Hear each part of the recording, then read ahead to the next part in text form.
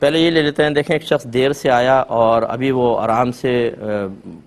صف میں کھڑے ہو جاتے ہیں بعض اوقات، اور دوسرے بھی آ کے ادھر کھڑے ہو جاتے ہیں، اور وہ تکبیر لگانے میں تھوڑا سا ٹائم لے رہا ہے، اتنے امام صاحب نے الحمد کے بعد دوسری صورت بھی شروع کر دی ہے،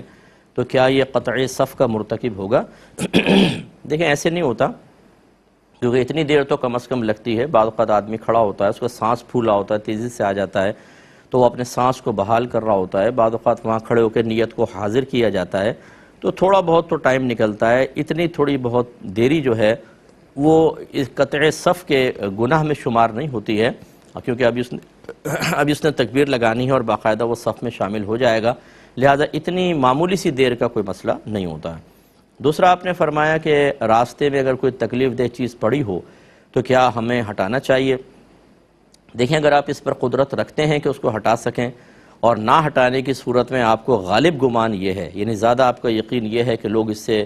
گریں گے، ٹکرائیں گے، تکلیف پہنچے گی، تو پھر واجب ہوتا ہے اس تکلیف کو ہٹانا۔ جیسے بیچ میں کیلے کا چھلکا پڑا ہوا ہے، اب آپ جانتے ہیں کوئی بھی اسکوٹر والا بھی پھسل سکتا ہے، تیز بچے بھاگ کر آتے ہیں وہ پھسل جائیں، کوئی خاتون پھسل جائے بیچاری، ٹانگ کی ہڈی وڈی ٹوٹ جائے، تو آپ پہ واجب ہے کہ اس کو ہٹائیے۔ یہ نہیں ہے کہ اب آپ ڈھونڈ ڈھونڈ کے دیکھیں کہاں کہاں پوری روڈ صاف کرنا آپ کی ذمہ داری نہیں ہے، لیکن جب ایسی کوئی چیز پہ نظر پڑ جائے،